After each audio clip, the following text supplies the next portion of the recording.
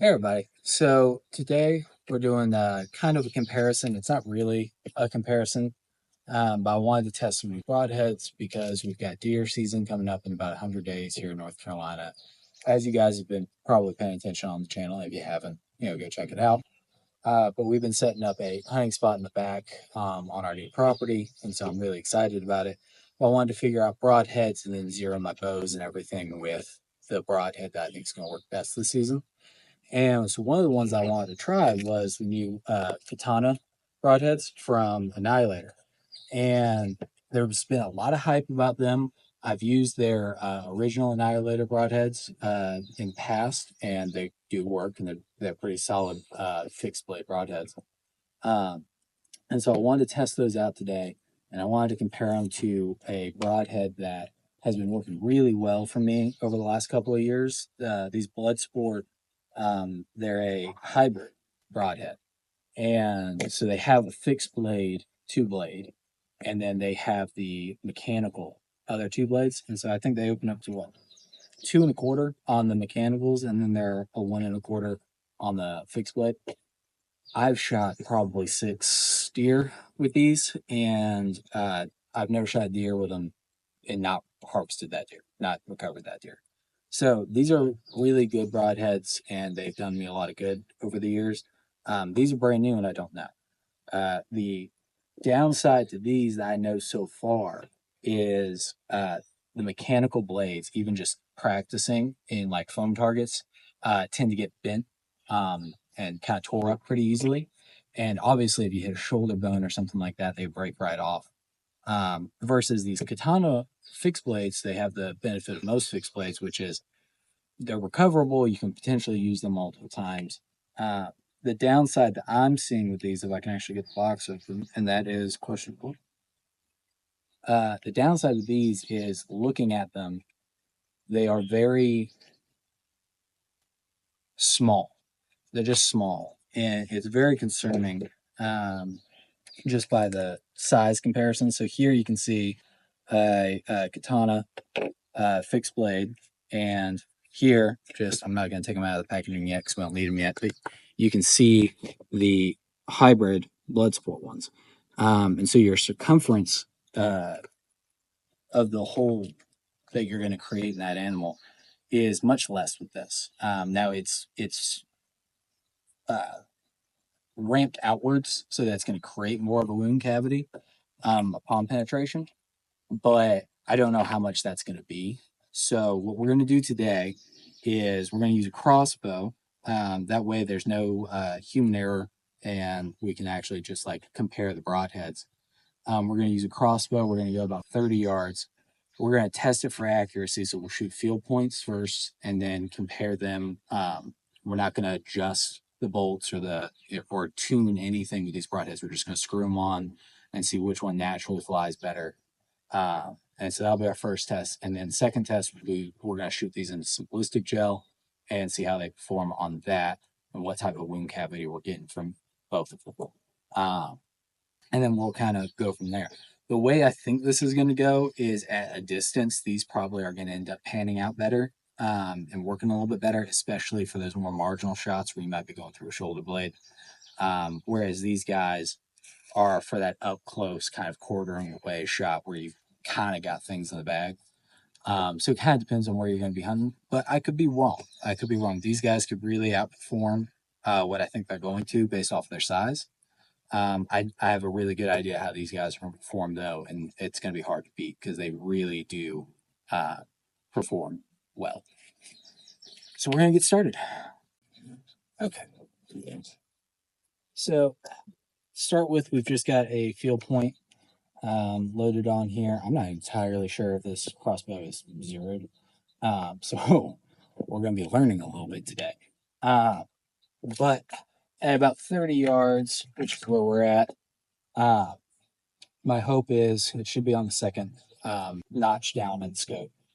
And we're just going to aim for the center of the sticker that I put on my little bore target and fire, see where the field point hits. I'm not going to adjust the scope or anything right now. And then we're going to go and put on the katana after that, and then the Bloodsport after that, and just see where they're impacting compared to the field point.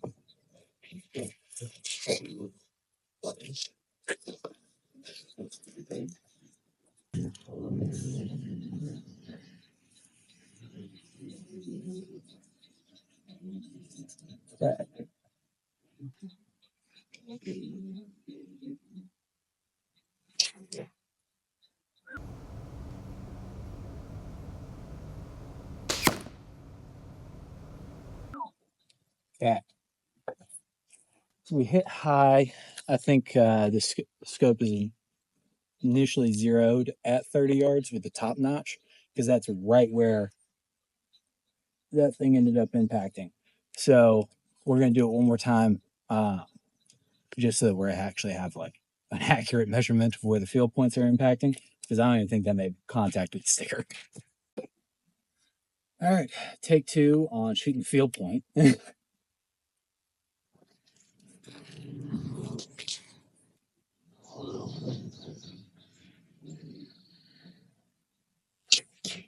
There we go. Saw them back.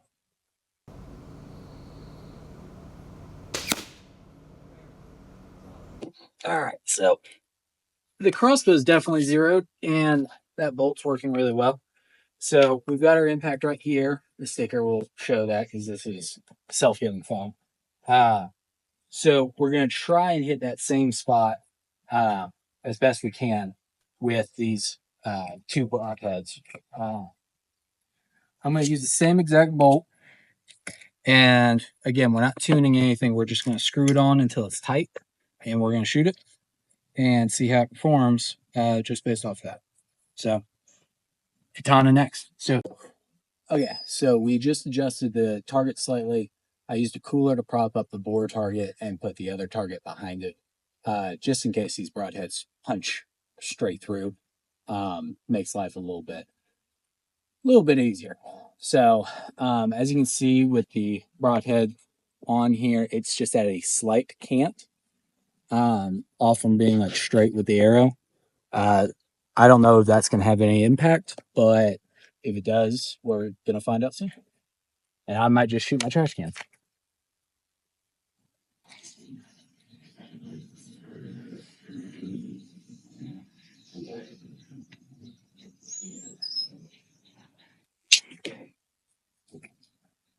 Yeah.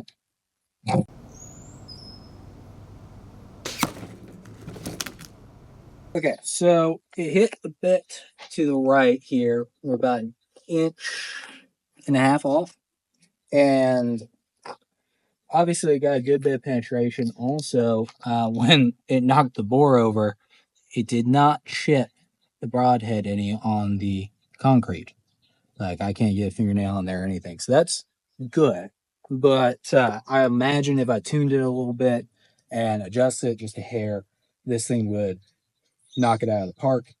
Um, but yeah, so it flew about an inch and a half to the right. See how the blood sports do?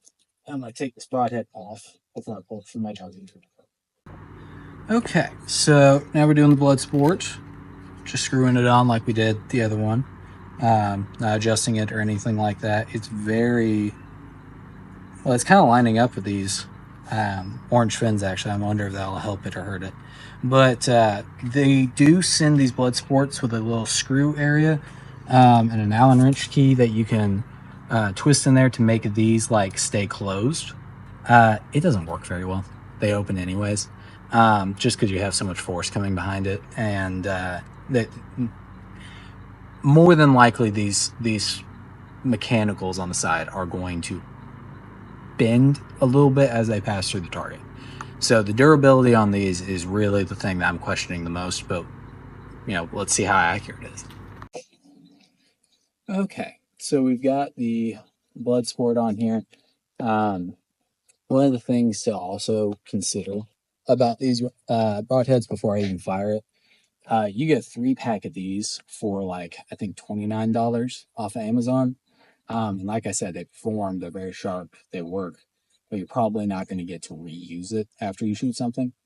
You're spending close to $100 on the katanas, and obviously they're going to be reusable, provided that you don't whip them into a brick wall. So that is something to consider. depending on what type of damage this broadhead takes on this target. Just things to think about.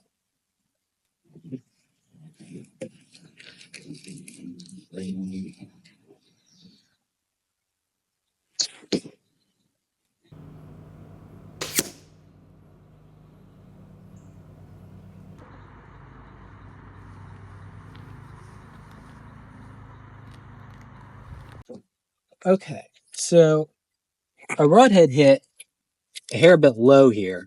If that's what we are aiming at, it's probably about 2 inches low, slightly to the left. That might have been human error, but it definitely impacted low. But we did get a complete pass through the whole hog and into the big shot back here. This will be interesting. I don't know how easy this is going to be to pull out, but we're going to find out. Oh, hardly went in there. Okay, so let's see how much bend we got on these mechanicals. Honestly, not a ton of bend on them. The foam through that hog is rather thin, but that's pretty impressive. And honestly, this guy's going to be ready to go again in the next test. So pretty happy about that. Don't have to keep burning through broadheads. It's still very sharp. There's no chips, no dents. Looks great. So on to the next thing. All right, so we got our next set of tests. We got our ballistic gel out. We got a backer in case they blow through it. I put this little warning label about how the ballistic gel is potentially hazardous, so I have something to aim at. That shouldn't really affect the test at all. That just gives me something to shoot for. I'm going to try and remember how the broadheads hit differently so that we can actually make impacts and not tear up my table. But we'll find out as we go. All right, so we're going to start with the blood sport just because it's already on the bolt, so that makes life easier. We're shooting into that ballistic gel, and if I remember correctly, it hit like 1.5 inches, 2 inches low. So I'm going to adjust for that, and hopefully it flies the same way. And here we go.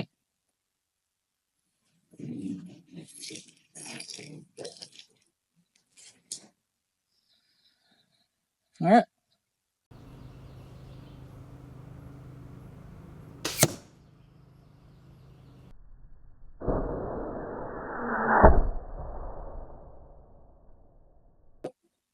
Okay, so it is shooting consistently. It barely nicked the actual part itself. I aimed about right here, so it's still doing that about 1.5 inches low, and a little bit over to the right. Shooting. Obviously, that's something you could tweak out if you're actually like zeroing this. Um, as we can see here, if you come from the top angle view, it might be hard to see. We can see where the mechanicals open. So it's narrow here where the broadhead is, and you can see these wings pop out at like a maximum size, and then it stays pretty open as it kind of just blasts through the gel. That's good penetration as well. And I'm gonna get measuring tape and see exactly how much that was. But that's an excellent wound channel. That's very, I mean, you're getting all 2.25 inches of those mechanicals, and the fixed blade's always there. And even if you went through a shoulder, which I've done, I've gone through a shoulder with this broadhead. Those mechanicals sometimes they bend and twist. They don't usually snap off. They kind of bend with it. That broadhead stays solid and punches through there. It'll get loose and you're not going to use it again, but it will stay on there. Okay, so we got right on about 13 inches of penetration on ballistic gel. And that's pretty good, especially for a hybrid. I'm interested to see what the Katana does because that's just a small fixed blade meant for penetration. 13 inches in ballistic gel is pretty impressive. So I'm really curious to see how the Katana performs against that.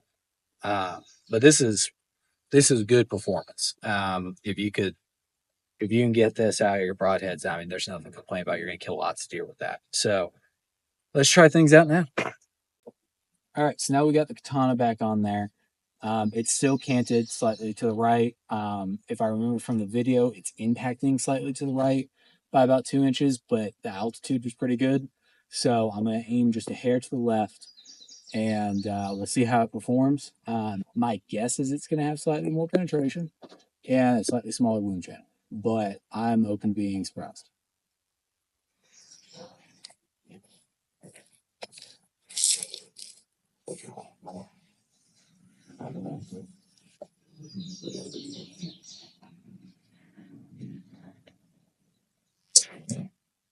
Perfect.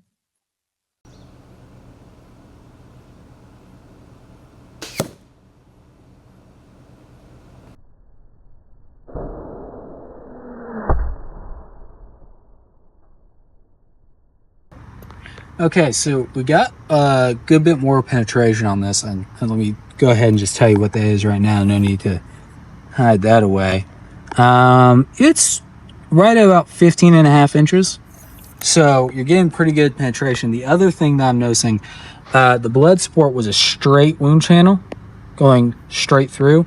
This one, the katana twists the entire time through the wound channel, which is pretty interesting. Now, the wound channel isn't as wide for obvious reasons as the blood sport is, because it just does not have the profile to be that wide, but you are getting significantly more penetration.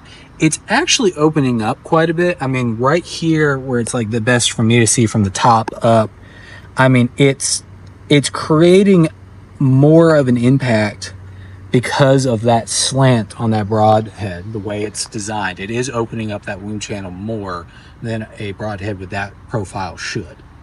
So that is really cool. The thing that keeps occurring to me about this guy with this level of penetration and this level of durability is thinking along the lines of like hog hunting with archery equipment, thinking along the lines of like possibly bull elk and stuff like that. Whitetail, I'm not saying that it wouldn't work. It'll absolutely work. I'm gonna use it, so it's gonna work.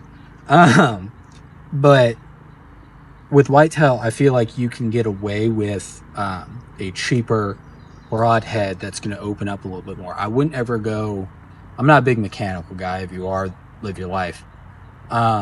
Mechanicals are great in the sense that they're very accurate. But I like having that cut on contact of a broadhead, and that's why I favor those hybrid broadheads, because you get that opening up here where it goes to a 2-inch wide cut.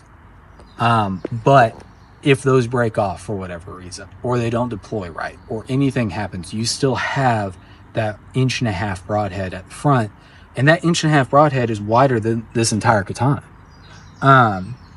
And because the deer are thinner skinned and have lighter bones than a lot of the other game animals that you might be hunting, I feel like you can do that.